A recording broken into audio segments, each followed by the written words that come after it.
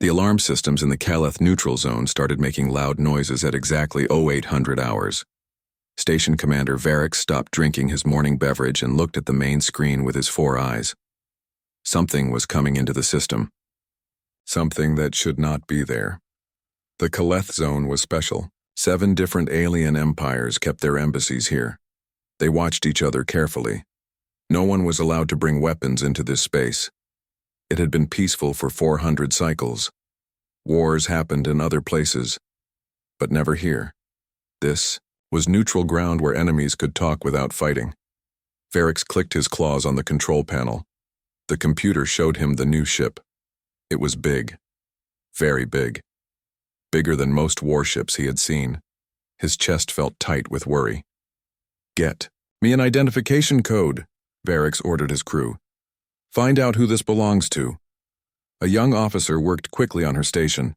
Her scales changed from blue to purple, which meant she was nervous. She looked up at Varric with wide eyes.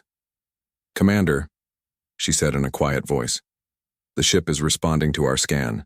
The transponder says it is UHSV Vindication. Registry shows Sol system." The control room became very quiet.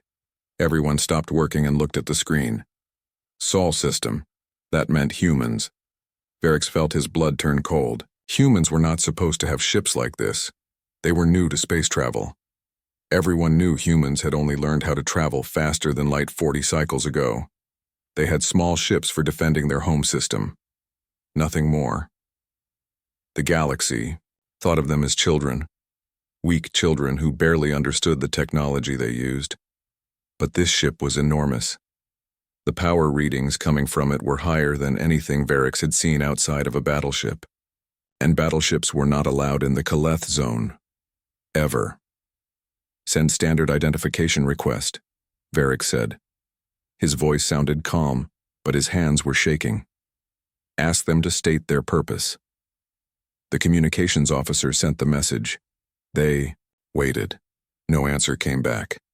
Ambassador Thelnara walked into the control room. She was from the Krillix Empire, one of the oldest and most powerful civilizations in the galaxy. Her people had been traveling between stars for thousands of cycles. She looked at the screen showing the human ship. "Is this real?" she asked. "Yes, Ambassador," Varric replied. "A human vessel, unauthorized entry into the zone. They are not responding to our communications." Thelnara moved closer to the display. She had met humans before. They seemed friendly enough, always smiling and asking questions. They liked to make deals and trade goods, but they were harmless. Or so everyone thought. "What is the size classification?" she asked. "Heavy cruiser class, possibly larger. The hull composition is unknown. We cannot scan it properly. Something is blocking our sensors." Thelnara felt a strange feeling in her stomach. Fear. She had not been afraid in a very long time. She pulled up the human information file on a small screen. The file was short. Humans had one planet, Earth. They had a few colonies on nearby moons. Their technology was basic. Their weapons were primitive. The file said they were not a threat to any major empire, but the file was 40 cycles old. No one had updated it because no one cared about humans. They were too small to matter. "Send another message," Thelnara said. "Tell them this is a neutral zone. Tell them they must leave immediately or face consequences." The message was sent. Still no reply. Other ambassadors started arriving in the control room. News traveled fast on the station. Everyone wanted to see the human ship. The Kryn representative arrived with his guards. The Torvan delegate came next. Soon representatives from all 7 empires were crowded around the main display. They all tried to contact the human ship. The Kryn sent threats. The Torvans offered help. The Zelthans demanded answers. Every empire used their strongest communication systems. The human ship ignored them all. It just kept moving forward, slow and steady, like it had all the time in the world, like it did not care about the 7 most powerful empires in the galaxy watching it. Varric made a decision. He had to protect the station. He had to protect the ambassadors. "Activate weapon systems," he ordered. "Bring all defensive shields to maximum power. Send emergency signals to all Empire fleets in nearby sectors." Red lights started flashing throughout the station. Warning sounds echoed in every hallway. People who worked on the station rushed to their emergency positions. This had never happened before, not in 400 cycles of peace. Thelnara watched the human ship on the screen. It was still coming closer. It had not changed speed. It had not changed direction. It was heading straight for the diplomatic station. She thought about the humans she had met. They had seemed so weak, so young, so unprepared for the dangerous galaxy they lived in. She had been wrong. They all had been wrong. The UHSV Vindication continued its approach. Behind it, somewhere in the dark space between stars, the rest of the human fleet waited silently. No one in the Kaleth zone knew they were there. Not yet. The emergency council meeting started within minutes.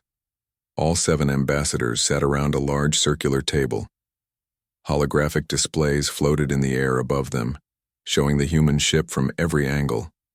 The UHSV Vindication looked dark and threatening on the screens. Its hull absorbed light instead of reflecting it. Fleet Commander Zorath of the Kryn hierarchy slammed his fist on the table. He was a large being, covered in thick armor-like skin. His people were warriors. They did not like mysteries. They did not like being ignored. "This is an insult," Zorath growled. "A tiny species sends one ship into our space and refuses to talk? We should destroy it now. Show them what happens when you disrespect the great powers." Ambassador Thelnara shook her head. She was older and wiser than Zorath. She had seen many wars in her long life. She knew that pride could be dangerous. "We do not know what we are dealing with," she said carefully. "Perhaps we should try to understand before we attack." "Understand what?" Zorath laughed. "They are humans. We know everything about them. Primitive, weak, lucky to have faster-than-light travel at all." But even as he spoke, Zorath felt doubt. That ship did not look primitive. That ship looked like it could fight. Commander Varix interrupted the argument. He stood at his station, looking at new data on his screen. His face had gone pale. "Ambassadors," he said in a tight voice, "we have tried every communication method we know. Standard radio, quantum signals, light pulses, everything. The human ship receives all our messages. We know this because our sensors detect the signals reaching their hull. But they choose not to respond." "Then they are looking for war," Zorath said. He stood up from his chair. "I will call my fleet. We will teach these humans a lesson they will never forget." Zorath reached for his communicator. He pressed the button to contact his command ship. Nothing happened. He pressed it again. Still nothing. He looked at the device in his hand, confused.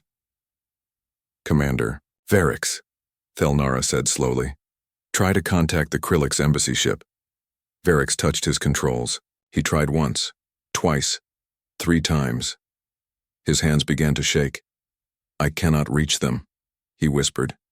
"I cannot reach anyone outside the station." Every ambassador in the room tried their own communicators at the same time. None of them worked. The room filled with angry voices and worried questions. Varix ran diagnostics on all the station systems. His crew worked frantically at their stations. The results came back within seconds. The answer made his blood freeze. All long-range communications are down, Varix announced to the council. Every single system, primary arrays, backup systems, emergency channels. Everything that could send a message beyond this station has stopped working. "How is this possible?" asked the Torvan delegate. She was normally calm, but now her voice was high and frightened. "We have 7 different communication networks on this station. 7 empires, 7 systems. They all use different technology. They cannot all fail at once. Unless someone made them fail," Thelnara said quietly. Everyone looked at the screen showing the human ship. It had moved closer while they were talking. It was now only 3 hours away from the station at its current speed. Zorath pointed at the display with a shaking hand. His anger had turned to fear. "The humans did this," he said. "Somehow they did this, but how? We have the best technology in the galaxy. Our systems are protected by layers of security. No one can hack all 7 empires at the same time. It is impossible. Apparently not, Thelnara replied. The council room erupted in chaos. Ambassadors shouted at each other. Some blamed the others for sabotage. The Kryn accused the Krillix. The Torvins accused the Zelthans. Old rivalries came back, to life in seconds. Thelnara raised her voice above the noise. Stop this foolishness, she commanded. Look at your scanners. Do any of your ships show signs of interference? Are any of your systems attacking our communications? The ambassadors checked their data. Slowly, they shook their heads. No. Their ships were fine. Their systems were normal. Only the communication arrays had been affected. Then we are not fighting each other, Thelnara continued. We are all victims of the same attack, and there is only one other ship in this system. All eyes turned back to the UHSV Vindication. Commander Varix pulled up the human information file again. He read through it desperately, looking for anything that could explain this. Humans were supposed to be good at computers, the file mentioned that. But this was beyond just being good, this was mastery. This was power that no young species should have. What if we were wrong about them? Varix said to himself. But everyone heard him in the quiet room. What do you mean? Asked the Zelth ambassador. Varix looked up from his screen. His face showed a terrible realization. This file is 40 cycles old, he said. 40 cycles. We never updated it because we thought humans did not matter. We thought they were not important enough to watch carefully. What if they have been growing stronger all this time? What if we simply did not notice because we were not paying attention? The silence that followed was heavy with fear. Fleet Commander Zorath made another decision. He would not wait for communications to return. He would not wait to understand what was happening. He walked to the weapons control station. Lock all weapons on that ship, he ordered the officer on duty. If it comes within weapons range, we destroy it immediately. The officer tried to follow the command. His hands moved across the controls. But nothing happened. He tried again. The weapon systems did not respond. Sir, the officer said in a terrified voice, weapons are not responding. The systems show ready status, but they will not accept targeting commands. Zorath grabbed the officer and pulled him from his seat. He worked the controls himself. Nothing. He hit the console in frustration. Still nothing. Ambassador Thelnara felt cold understanding flow through her body. The humans had not just blocked their communications. They had taken control of everything. Somehow they had gotten into every system on the station. They could probably control the weapons, they could probably control life support. They could do whatever they wanted, and they had done it without firing a single shot. On the screen, the UHSV Vindication moved closer to the station. It was no longer moving slow. It was moving fast now, very fast. It would be here in less than an hour. The 7 most powerful empires in the galaxy could do nothing but watch and wait. 3 hours passed like 3 days. The ambassadors sat in the council room unable to leave, unable to call for help, unable to do anything except wait. The UHSV Vindication arrived exactly when the calculations predicted. It stopped 100,000 kilometers from the station. Perfectly still, perfectly positioned. Then, without warning, every screen on the station changed. Every display, every monitor, every personal device. They all showed the same thing at the same time. A human face. The woman on the screen looked calm. She wore a dark uniform with symbols on the shoulders. Her hair was tied back. Her eyes were steady and serious. She did not smile. This is Captain Sarah Chen of the United Human Space Vessel Vindication, she said. Her voice was clear and strong. This is not an act of war. This is a demonstration. Ambassador Thelnara leaned forward, listening carefully to every word. 3 cycles ago, Captain, Chen continued, a human science vessel called the Morning Star entered this neutral zone. It was conducting peaceful research on stellar phenomena. The ship had a crew of 42 scientists. They were unarmed. They were not soldiers. The captain paused. Her face showed controlled anger. Raiders from the Kryn hierarchy attacked the Morning Star. They boarded the ship, they took all the research data, then they killed every member of the crew. 42 scientists, 42 unarmed humans who were only trying to learn about the universe. Fleet Commander Zorath stood up suddenly. His face showed shock and fury. "That is a lie," he shouted at the screen. "The Kryn hierarchy does not attack peaceful vessels. We have laws." But Captain Chen was not finished. She touched something off-screen. New images appeared. Communications logs, navigation data, video recordings from inside the Morning Star before the crew died. Everything was there. Everything was real. The raiders were Kryn, Captain Chen said coldly. They transmitted their identification codes. Their ship markings were clear. We have all the evidence. The human government filed formal protests with all 7 empires in this zone. We followed your laws. We followed your diplomatic procedures. We asked for justice. She looked directly at the screen as if she could see through it to the people watching. Do you know what happened to our protests? Nothing. The Kryn hierarchy said they would investigate. They never did. The other empires said it was not their concern. You all decided that 42 dead humans were not important enough to care about. Thelnara felt shame burn in her chest. She remembered receiving that protest.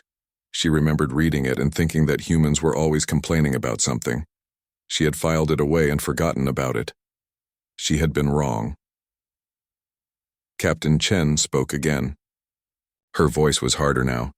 You ignored us because you thought we were weak. You thought we were harmless. You thought we were not worth your time or attention. You thought wrong.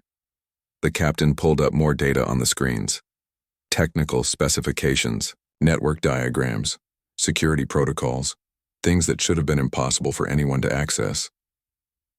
The communications blackout you are experiencing is our doing, she explained. We have been inside your networks for 2 cycles. We have access to your defense grids, your financial systems, your research databases, your personal communications, everything. We could have destroyed you at any moment. We could have crippled your entire civilizations without ever firing a weapon. The council room was completely silent. Even Zorath had stopped shouting. They all understood now. They understood how vulnerable they were. They understood that humanity had shown incredible restraint by only shutting down communications. But we did not do those things, Captain Chen continued. We are not here for revenge. We are not here to conquer. We are here to make you understand something very important. She leaned closer to the camera. Humanity has fought wars for our entire history. We have created weapons that could destroy our own planet. We have killed each other over land, resources, beliefs, and pride. We have made every mistake a species can make. And we learned from all of them. The captain showed images of Earth. Cities rebuilt after wars. Monuments to the dead. Treaties signed to prevent future conflicts. You have all enjoyed centuries of peace, Captain Chen said. You have forgotten what war truly means. You have forgotten what it takes to survive when someone wants to destroy you. But we remember. Every human child learns about our wars. Every human student studies our mistakes. We remember because we cannot afford to forget. She brought up technical schematics of the Vindication. This ship is not even a warship. It is a research vessel. It has minimal weapons, but it was designed by a species that knows how to build things, that survive. Every human ship is built with the knowledge that we might face something trying to kill us, because that has been our history. Captain Chen straightened in her chair.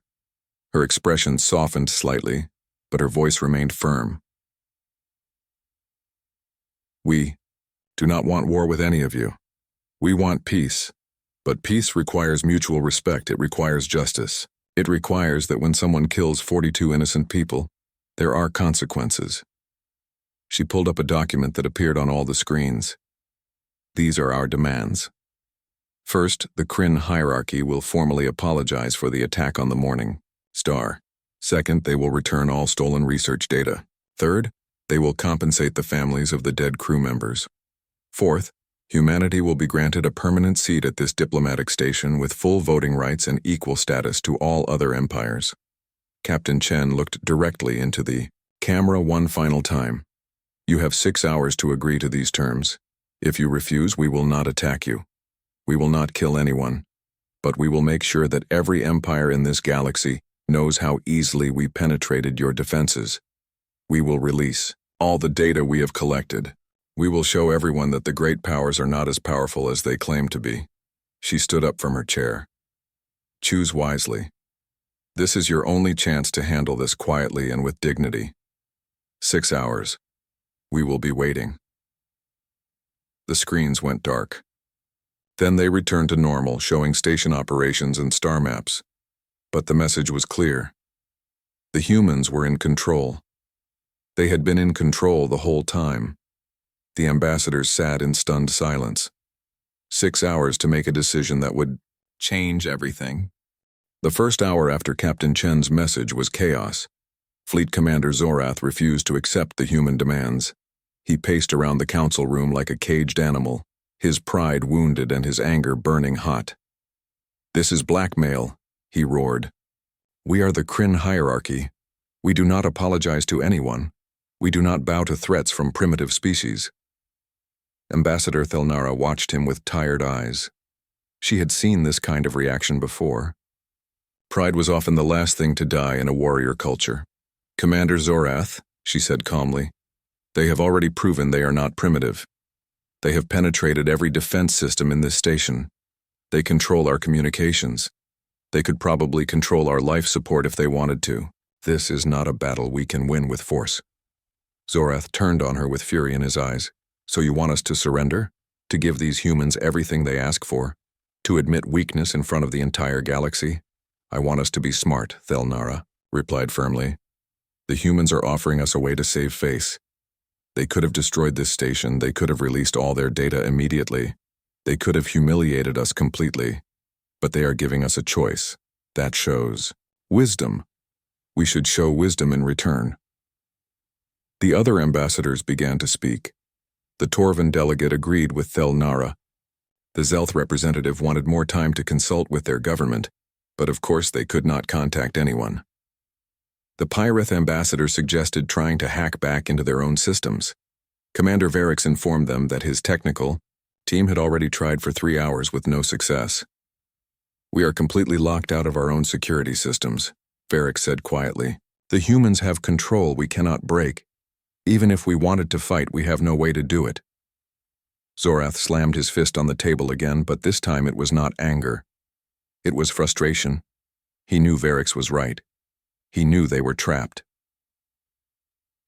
The second and third hours were spent analyzing the situation. The ambassadors reviewed all the evidence Captain Chen had provided. The data about the Morning Star attack was real.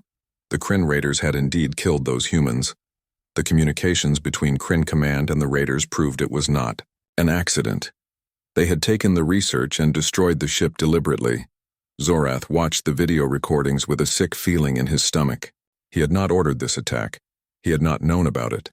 But it had been done in the name of his people. Raiders operated on the edges of Kryn space, sometimes with unofficial approval from military commanders who wanted plausible deniability. This was the result of that policy.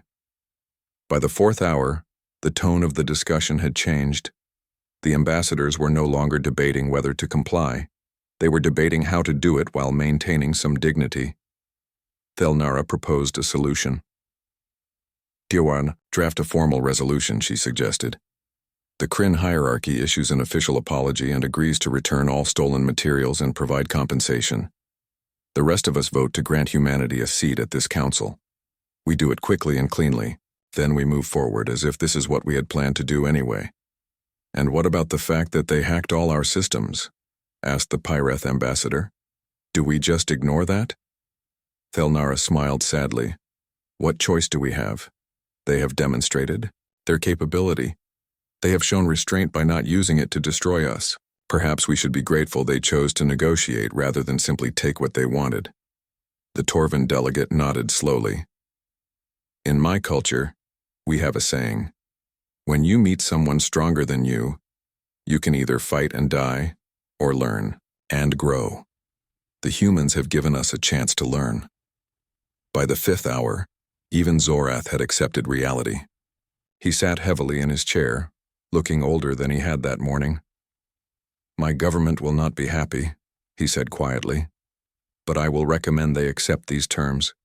The evidence is clear. My people did commit this crime. Justice demands we answer for it. Thelnara felt a measure of respect for Zorath. It took courage to admit fault, especially for a warrior. The ambassadors spent the final hour drafting the formal document.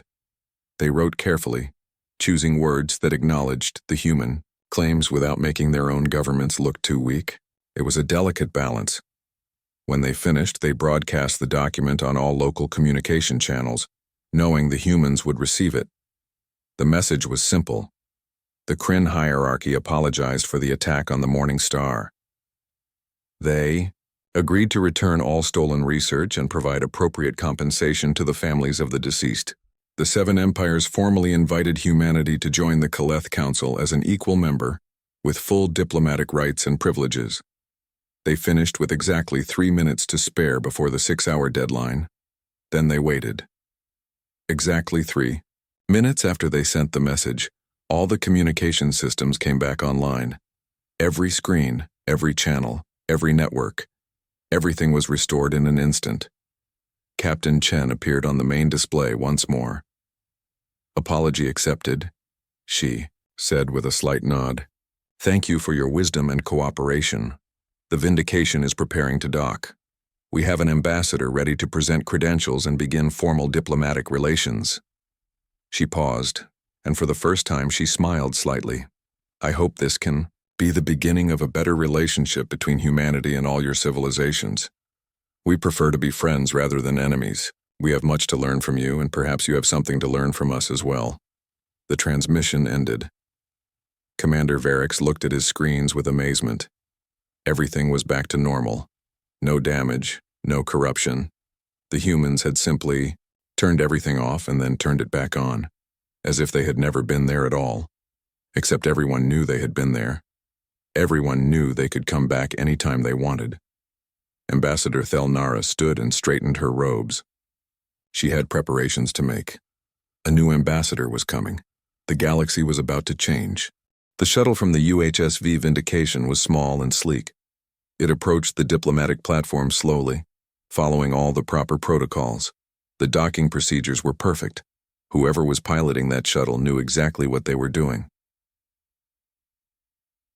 Ambassador. Thelnara stood in the receiving hall with the other ambassadors. They had arranged themselves in a formal line, as tradition demanded when greeting a new member of the council. Security officers stood at attention. Station workers watched from the observation areas above. Everyone wanted to see the humans, who had changed everything in a single day.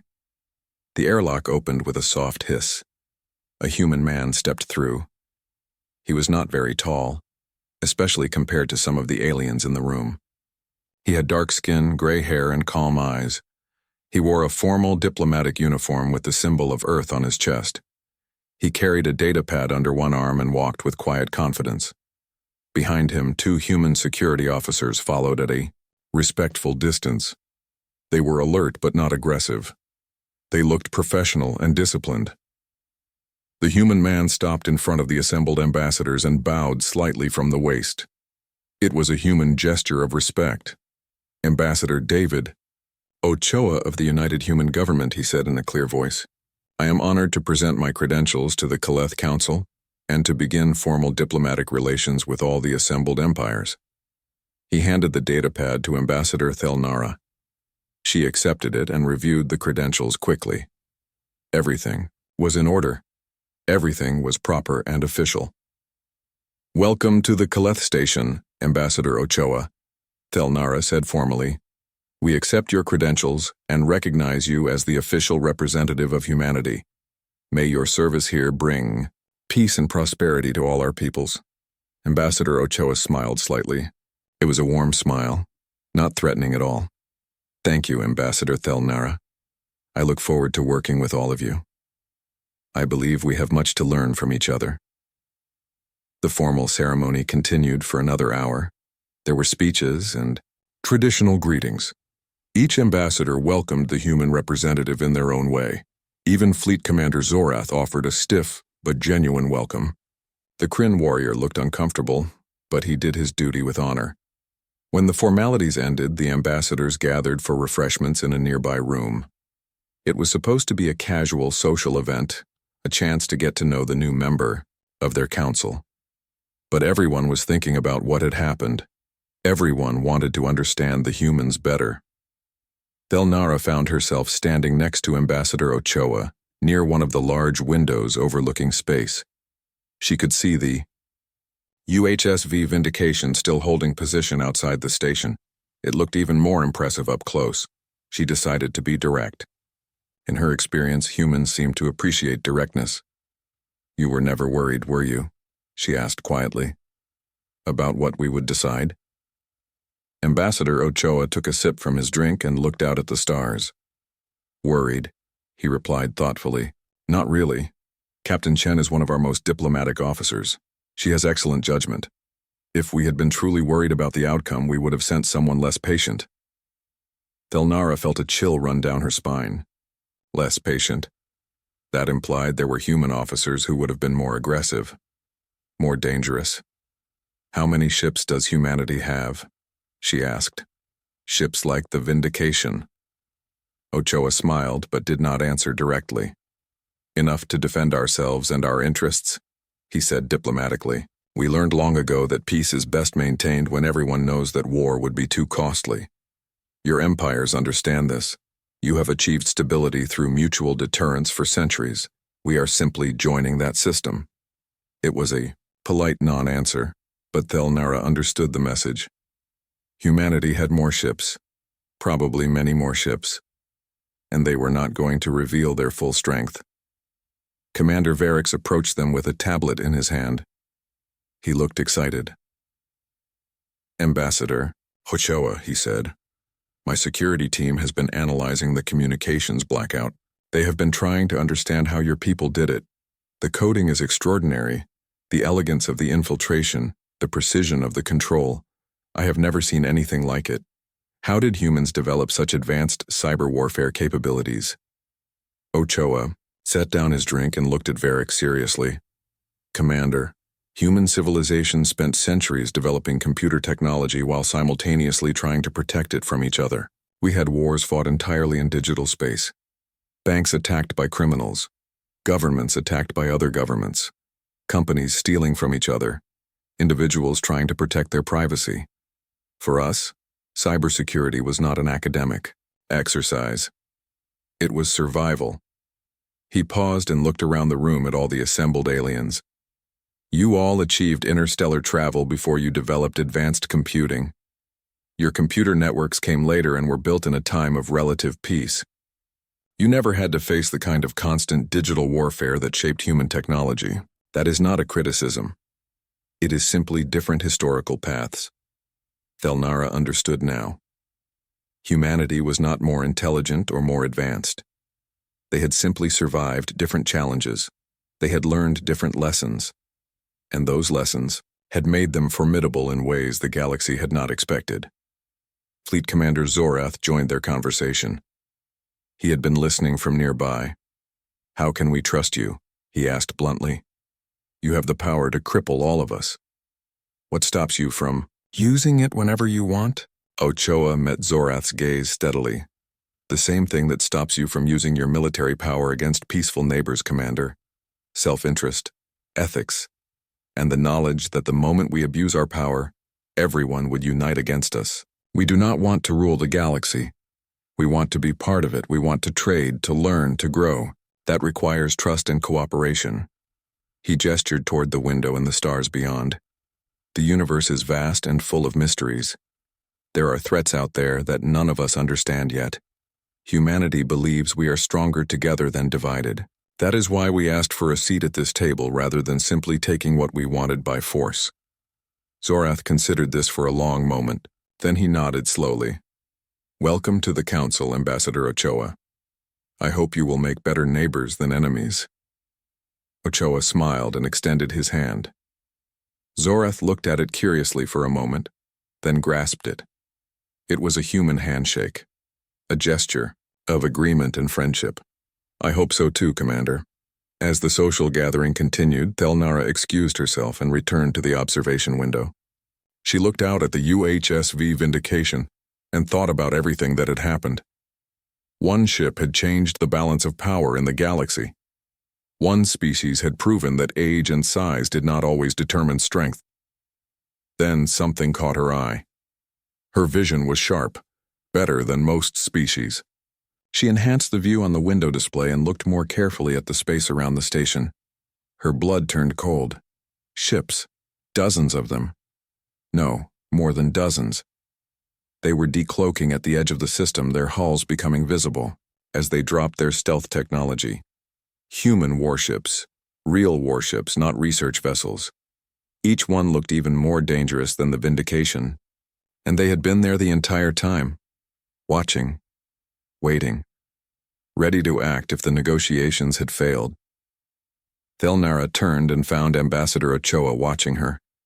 He had known she would see them eventually. He had a slight smile on his face. "Human saying, Ambassador Thelnara," he said quietly so only she could hear. "Speak softly and carry a big stick." Captain Chen spoke softly, "But we always carry a big stick just in case."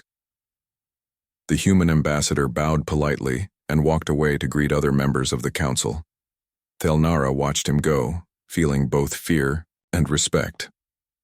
The galaxy had underestimated humanity. They would not make that mistake again. And perhaps if everyone was wise, they would never need to find out exactly how big that stick really was. The human fleet began to recloak, disappearing, back into the darkness of space. But now everyone knew they were there. Welcome to humanity.